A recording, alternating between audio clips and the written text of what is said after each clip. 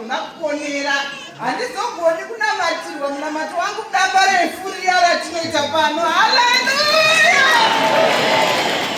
Ndopandakati aiwa isusu pedu pamisheni tiregai mapiritsi andiri manditengesa zvese. Pane zvimwe here zvimwe zvandinenge ndichifanira kuzoitwa kana kuti ndechingomwaiwai mapiritsi amari kutitenga.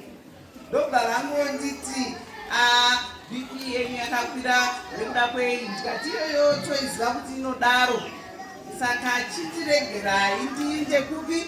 Kumisheni. Ndichinomonitiwa kupi? Kumisheni. Ndichinosvika kumisheni, ndakavabata baba bishopi. Haleluya! Pakarohwa damba refu. Haleluya! Mangwana acho ndakamuka ndichitotaura, ndakatotsvaira mumba.